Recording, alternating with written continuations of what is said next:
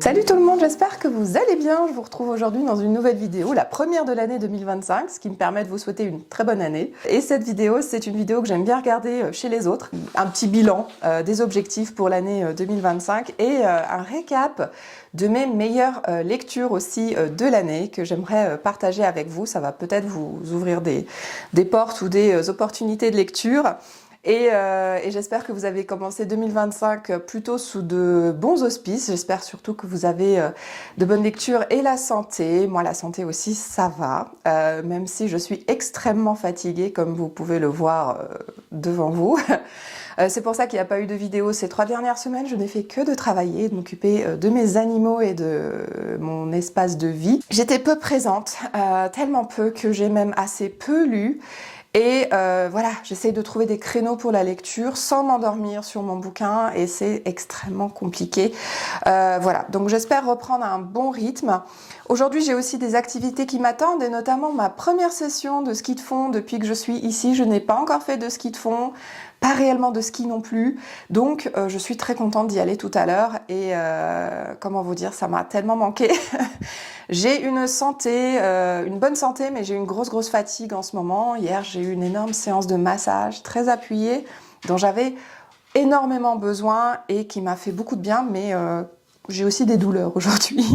Donc, on va essayer de faire cette vidéo sans couiner et sans pleurer. En tout cas, ça a été plutôt une bonne année. Pour moi, l'année 2024, c'était une année en tout cas riche en émotions de lectrice. Si je devais faire une rétrospective, à part cette période d'été où j'ai eu une énorme panne de lecture de juin jusqu'à fin août, où vraiment j'arrivais pas à me concentrer sur un bouquin, où j'ai fait qu'une seule lecture commune avec Oriane, c'était Brandon Sanderson, le livre 3 des archives de Rorschach. Et une bande dessinée, puisque j'ai lu le manga Lady Snowblood, et ben à part ça, je n'arrivais pas à lire du tout. Même ces livres-là, j'arrivais pas à les lire en fait. Et j'ai même eu peur pour la suite. Je me suis dit, comment tu vas faire si tu veux continuer à avoir une chaîne, il faut que tu lises. Et ça a été vraiment une période très difficile, très creuse, où j'avais rien à poster, j'avais rien à dire. Heureusement, je faisais des vlogs parce que vraiment, sinon, je pense que j'aurais rien eu à dire, quoi. Donc, ça a été une année riche en émotions, en particulier cette panne de lecture. Mais il y a aussi du très bon, puisqu'il y a eu des challenges qui m'ont réellement poussé aux fesses pour la lecture, notamment en fin d'année, le challenge de Parlons non-fiction, qui est vraiment une manière pour moi de me booster et de faire gagner des points à mon équipe. Donc là, j'ai pas mal lu au mois de novembre et décembre, fort heureusement, parce que j'ai totalisé que 44 lectures en tout. Si on ajoute à cela les lectures pour le Pumpkin Autumn Challenge, dont je vous ai pas fait un bilan parce que finalement, pourquoi faire, mais j'ai fait voilà quelques petits challenges et j'ai pour l'année 2025 lancé aussi mon propre challenge que je vous invite à découvrir sur mon Insta et qui ne vous oblige qu'à lire une seule lecture par mois ou en tout cas une catégorie. Donc voilà, donc c'est un challenge assez accessible pour les gens qui lisent assez peu ou qui ont peu le temps de lire. Dans ces moments forts de 2024, il y a aussi les remerciements de tous les auteurs qui m'ont fait confiance, qui m'ont envoyé des livres ou tout simplement qui ont capté quelque part ma chronique et qui ont dit merci ou qui m'ont envoyé un petit message de remerciement. Je pense notamment à Riyad Satouf, je pense aussi à Cyr Cédric qui republie toujours, à Armand Cabasson qui me fait confiance et qui m'envoie toujours ses nouveaux ouvrages.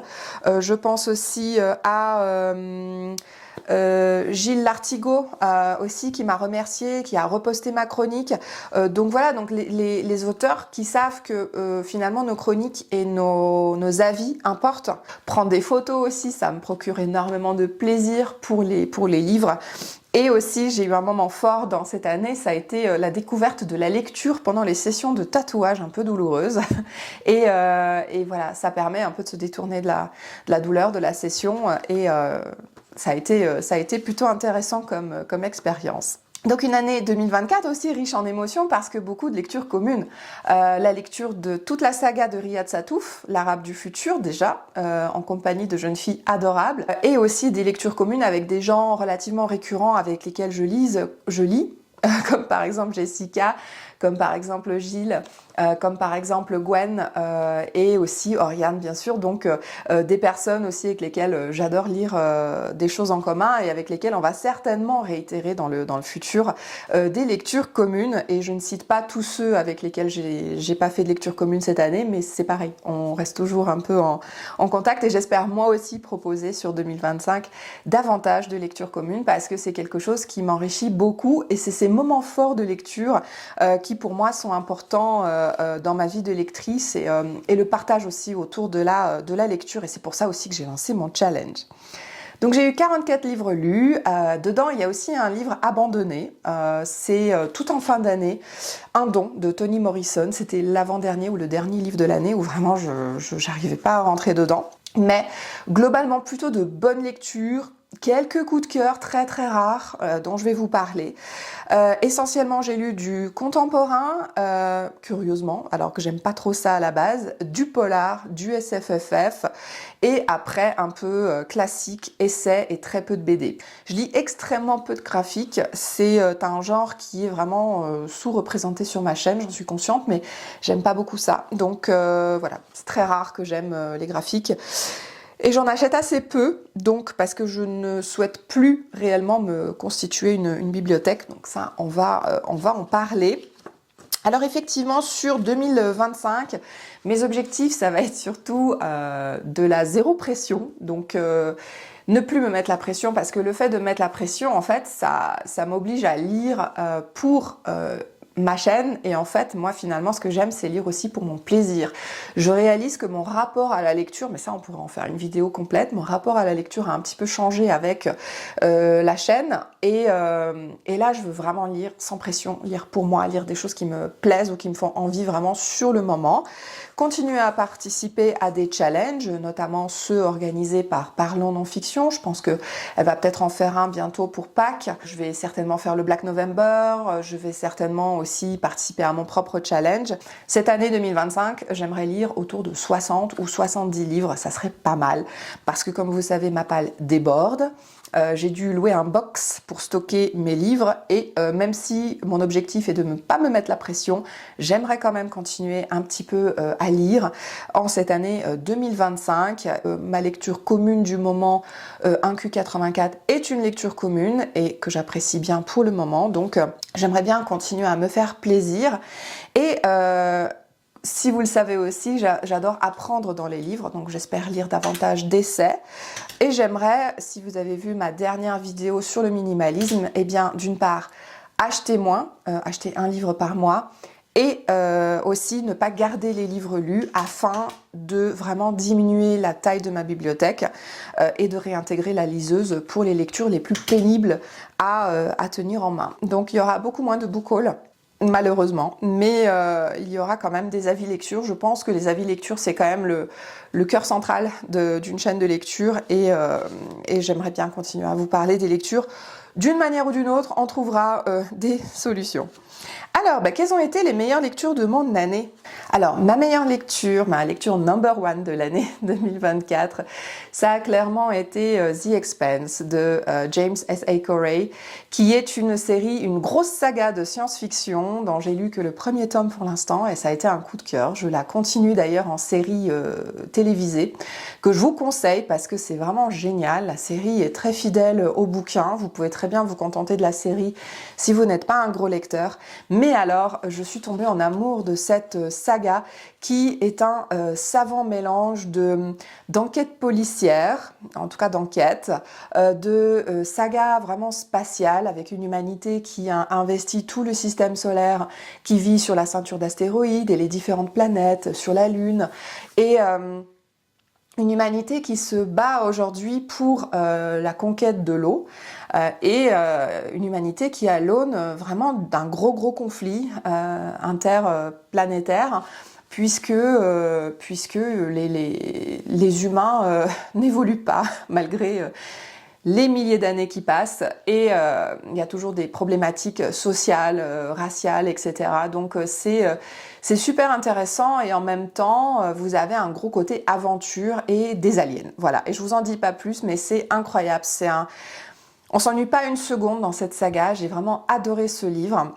Et vient juste derrière, je pense, Katie de Michael McDowell, qui a été une lecture, vous savez, typiquement ce genre de lecture où vous rentrez dedans, vous n'arrivez plus à en sortir, vous êtes bien dans votre lecture, et Michael McDowell sait très bien le faire.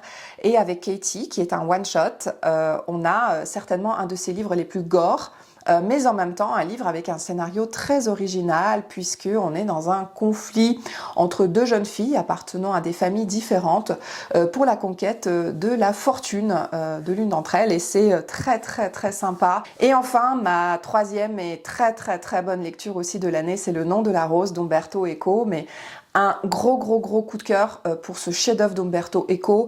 Une fois de plus, une lecture assez exigeante, avec beaucoup de phrases en latin, une ambiance huis clos dans un monastère où il y a une série de meurtres, hein, et à travers les nombreux dialogues entre les moines, aussi la découverte de réflexions autour de la théologie, de la philosophie, du contexte historique. Bref, j'ai appris énormément avec Umberto Eco, et comme vous le savez, ça fait partie un petit peu de mes objectifs, c'est d'avoir des lectures qui sont passionnantes mais aussi un peu enrichissantes, et Le nom de la rose, ça en fait partie, et en plus ça a été un super moment de partage avec Gilles et Jessica. Donc voilà pour les 3 meilleures lectures, mais à côté de ça, on peut citer des découvertes de très bons auteurs aussi, puisqu'il y a eu Mo Hayder avec Tokyo. J'ai découvert l'énorme plume de Mo Hayder, elle est juste incroyable. Je pense que c'est la Fred Vargas japonaise. Ensuite, on a eu L'Arabe du futur de Riyad Sattouf, qui a aussi été un coup de cœur, mais c'est surtout un livre une BD que je voulais surtout pas lire à la base. Je voulais pas découvrir L'Arabe du futur, ça ne m'intéressait pas. Et finalement, quand je suis rentrée dedans, je suis vraiment tombée éperdument amoureuse de l'histoire, de la vie de Riyad Sattouf, et j'ai été très très très touchée par cette saga en 6 tomes. J'ai aussi enfin découvert Jane Austen, puisque bien que je lise énormément de littérature classique, je lis assez peu de littérature classique anglaise, et en particulier celle des femmes. Je n'avais jamais découvert ni les sœurs Brontë, ni Jane Austen, etc. Et là, ça a été plutôt une bonne découverte avec Orgueil et préjugés, d'une très belle plume et aussi d'une grosse réflexion derrière et une satire de la société. Et j'ai aussi découvert la très curieuse plume de Agota Christoph, une autrice hongroise qui a écrit une trilogie qui m'a énormément marquée, qui s'appelle donc Le Grand Cahier. C'est la trilogie des jumeaux, et j'ai lu pour l'instant que le tome 1, et j'ai vraiment été frappée par ce récit qui se passe en plein milieu de la guerre. J'ai aussi découvert des essais passionnants, celui de Damasio tout d'abord, qui permet de vous plonger dans l'univers de la grosse tech à la Silicon Valley, et une satire, une pensée vraiment très très intéressante, notamment du point de vue d'un auteur de science-fiction qui est Alain Damasio, sur les nouvelles technologies et l'intelligence artificielle. Il y a aussi It de Gilles Lartigot, avec lequel je partage totalement ma pensée sur la société actuelle et la façon dont malheureusement on se fait exploiter par l'industrie agroalimentaire avec la complicité des différents gouvernements, et en faveur d'une dégradation de notre qualité de vie, de notre qualité de nos aliments. Et Gilles Lartigot, c'est une personne que j'admire énormément et que je trouve vraiment passionnante dans ses ouvrages. Je vais donc lire It 2 cette année, en 2025, il est juste derrière moi d'ailleurs, et je vais aussi, je pense, acquérir son tout nouvel ouvrage qui vient de paraître, qui est aussi une réflexion plus axée sur la société dans laquelle on vit. Et j'ai aussi eu des lectures vraiment doudou, avec la découverte notamment de Corpse Queen, qui était une lecture jeunesse, enfin pas jeunesse, une lecture young adult, mais quand même très très intéressante. Je pense une digne héritière de Edgar Allan Poe, une lecture gothique qui m'a beaucoup divertie et en même temps que j'ai trouvé très intelligente, très très fine. Et bien sûr aussi, parmi mes lectures doudou, on peut citer Jussi Adler-Olsen, cet auteur danois de séries policières du département V, dont j'ai eu la chance de lire le tome 5 cette année, puisque j'ai lu L'effet papillon, qui est certainement le plus aventure de ces ouvrages policiers, toujours avec Karl Mork et son département V au Cold Case. Et j'ai adoré cette lecture, mais quelle lecture doudou aussi, je me suis plongée dedans et je n'arrivais plus trop à en ressortir. Donc voilà un peu les auteurs vers lesquels je me réfugie quand j'ai envie d'apprendre des choses ou que j'ai envie de passer un très bon moment. Jussi Adler-Olsen est clairement parmi ces auteurs-là. Et maintenant, on va parler des choses qui fâchent, puisqu'il y a eu aussi des ratés en 2024, notamment ce fameux Abondant de Toni Morrison avec un don. Pour moi, ça a été plutôt un loupé et j'en suis très navrée parce que Toni Morrison, c'est vraiment quelqu'un qui est considéré comme une des meilleures autrices de son époque. J'ai aussi beaucoup détesté le Laurent Gounel, grosse déception, Laurent Gounel, avec le roman Intuitio, qui ne m'a pas du tout convaincue et pourtant, j'aime le développement personnel, j'aime la spiritualité. Là, ça parlait du pouvoir de l'intuition, mais à travers une enquête policière vraiment très bancale et donc j'ai pas du tout adhéré. J'ai même pas adhéré à la plume de Laurent Gounel, à vrai dire. Et j'ai aussi été assez déçue par Maud Ankawa avec Respire, alors que pourtant j'avais adoré Kilomètre Zéro. J'ai été très déçue par La Règle des 4 de Ian Caldwell aussi. Enfin, très déçue, j'étais un peu déçue. C'était pas aussi entraînant que j'aurais souhaité, alors que pourtant c'était un livre qui était très énigmatique. Et aussi dans le style policier, eh bien B.A. Paris ne fait pas partie des autrices que je continuerai de lire parce que Derrière les portes, ça pour moi était juste un thriller domestique sans grand intérêt, avec des grosses ficelles, des gros clichés et une écriture plus que moyenne.